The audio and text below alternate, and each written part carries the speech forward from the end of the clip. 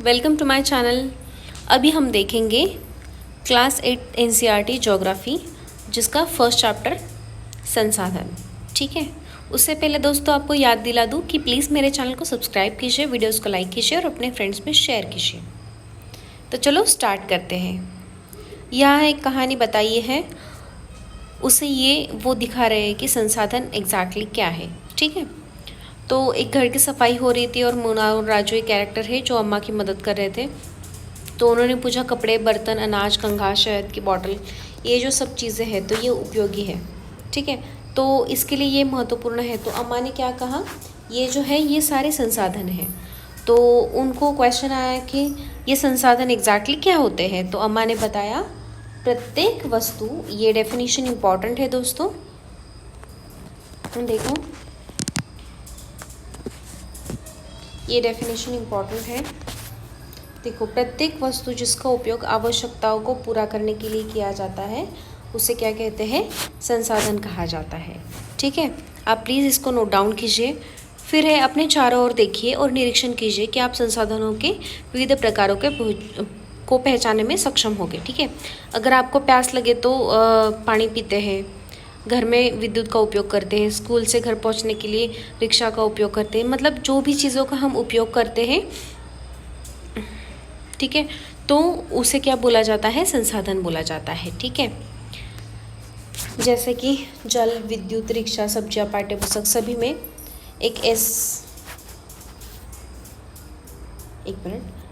कुछ जैसा है। ठीक है, उनमें से सभी वस्तुओं का उपयोग आपके द्वारा किया गया है। ठीक है, इसलिए वे उपयोगी है।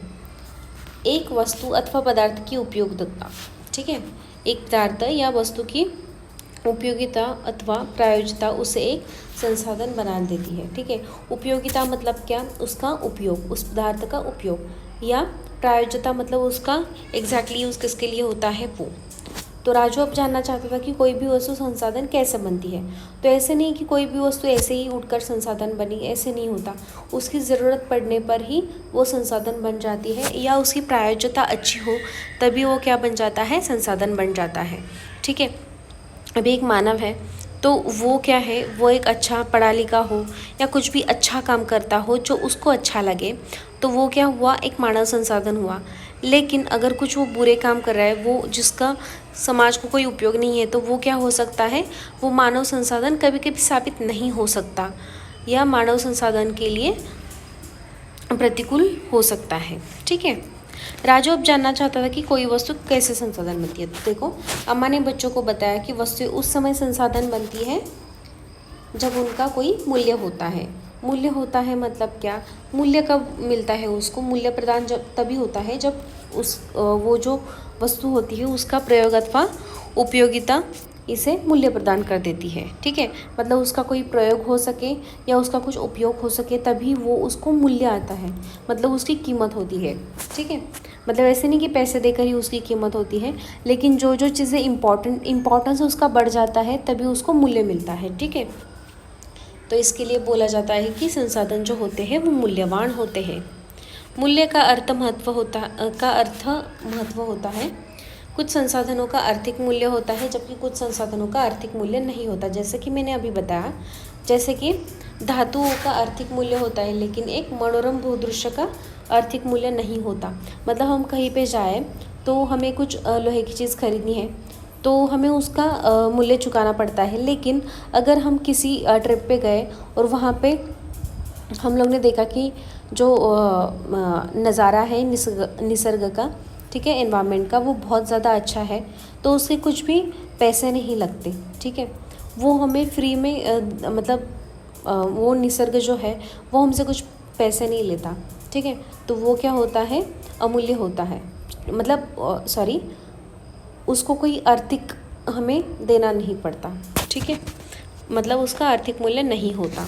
ये दो संसाधन भी महत्वपूर्ण है, मतलब उसकी भी उपयोगिता है क्योंकि वो हमें सुख प्रदान करता है। ठीक है, मनुष्य की आवश्यकताओं को पूरा करता है। कुछ संसाधन समय के साथ आर्थिक रूप से मूल्यवान हो सकते हैं, जैसे कि आपकी दादी के घरेलू नुस्खों का आज कोई वाणिज्यिक मूल्य नहीं है, लेकिन यदि वे पेटेंट करेंगे तो क्या हो जाएगा, मेडिकल फर्म द्वारा ये बेचे जा सकते हैं और आर्थिक रूप से मूल्यवान हो सकते हैं। मतलब ऐसे, ठीक है। पेटेंट मतलब क्या होता है, इसका तात्पर्य है कि किसी विचार अथवा आविष्कार पर एकमात्र अधिकार से है, ठीक है।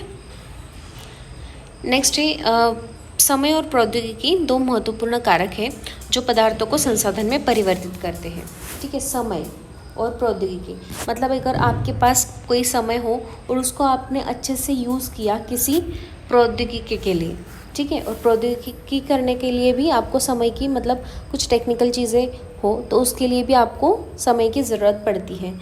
तो इसके लिए ये दोनों चीज़ें अगर हो सकती है तो कोई भी चीज़ को हम संसाधन में बदल सकते हैं या संसाधन में परिवर्तित कर सकते हैं, ठीक है। दोनों लोगों की आवश्यकताओं से संबंधित है। लोग स्वयं ही सबसे महत्वपूर्ण संसाधन है, क्योंकि देखो लोगों को भी संसाधन कहा जाता है। जैसे कि इंडिया को बोला जाता है उनके पास युवा संसाधन बहुत ज़्यादा है, युवा मानव संसाधन ज़्यादा है, ठीक है। ये एक एडवांटेज है।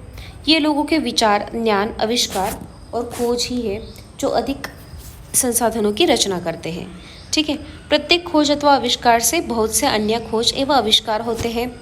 आग की खोज से खाना पकाने की पद्धति हुई और अन्य प्रक्रियाओं का प्रचलन हुआ।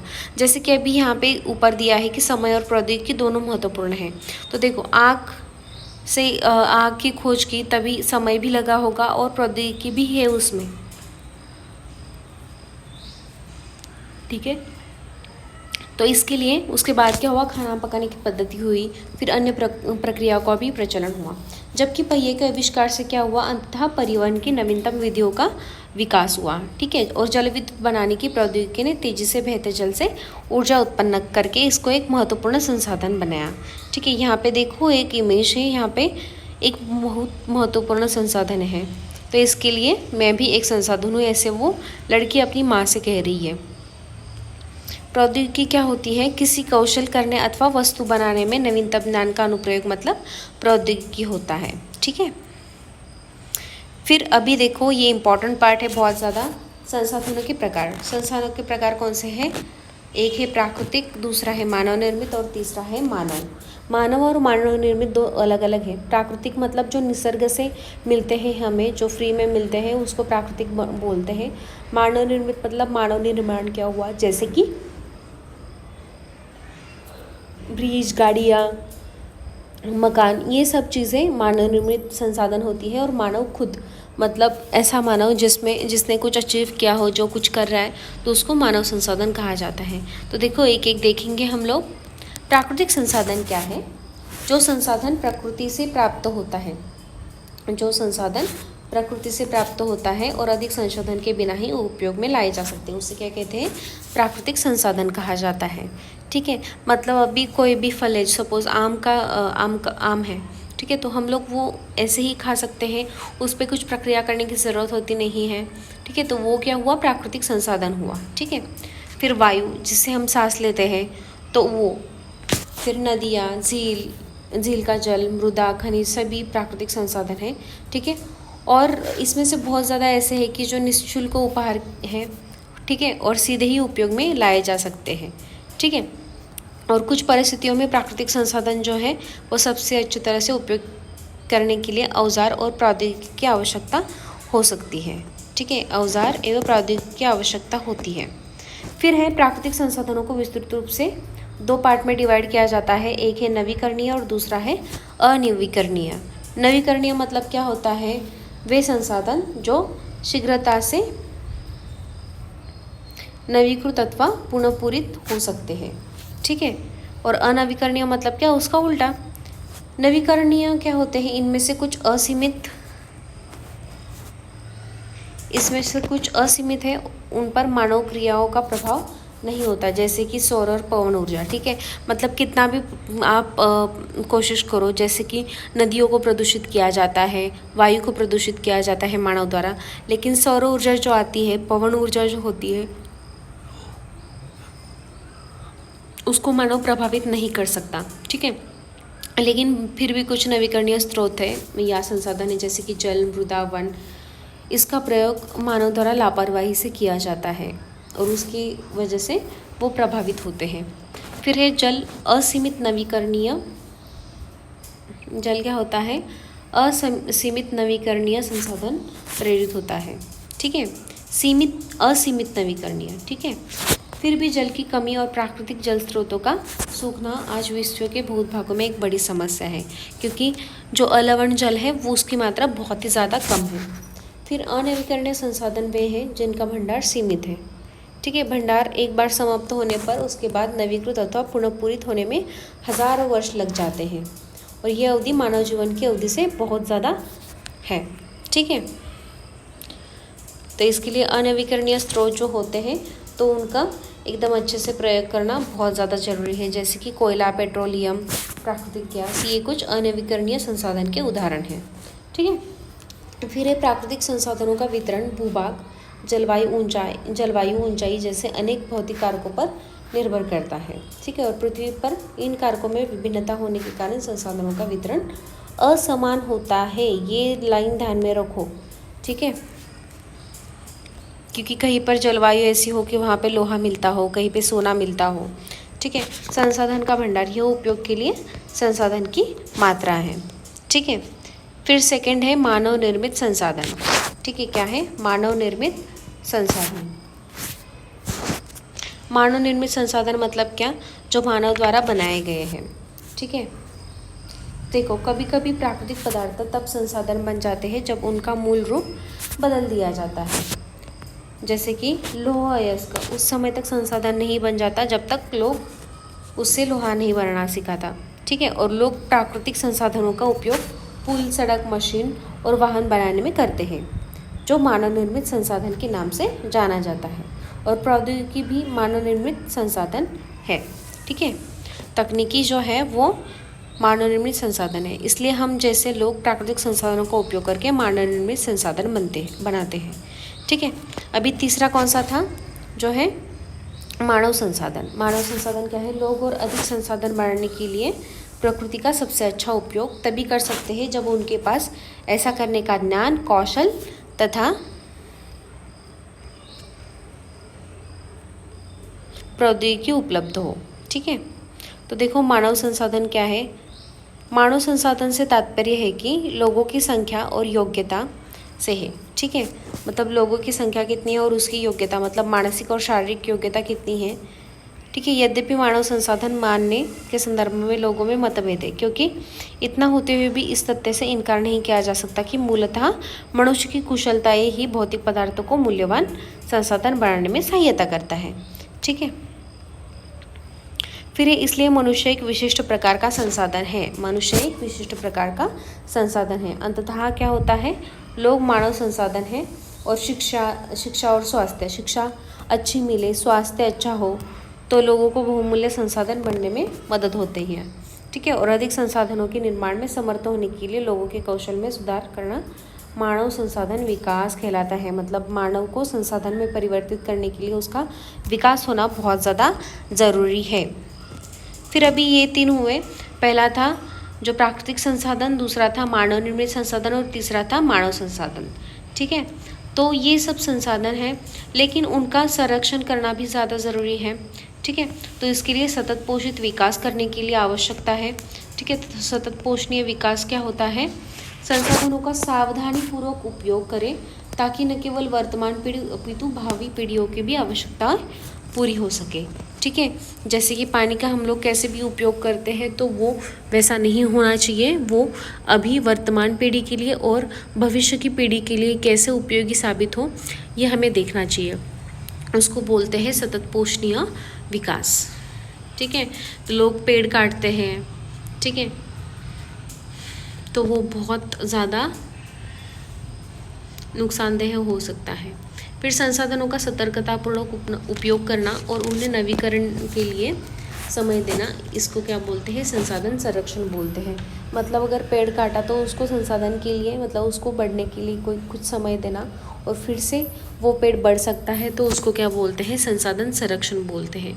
जैसे कि उसका थोड़ा सा उपयोग किया, उसको थोड़ा सा काटा तो फिर से उतना ही आने तक उसका उपयोग ना करना, इसको बोलते हैं संसाधन संरक्षण। संसाधनों का उपयोग करने की आवश्यकता और भविष्य के लिए उनके संरक्षण में संतुलन बनाए रखना सतत पोषणीय विकास कहलाता है, जो अभी हमने देखा। संसाधनों के संरक्षण के अनेक तरीके हैं।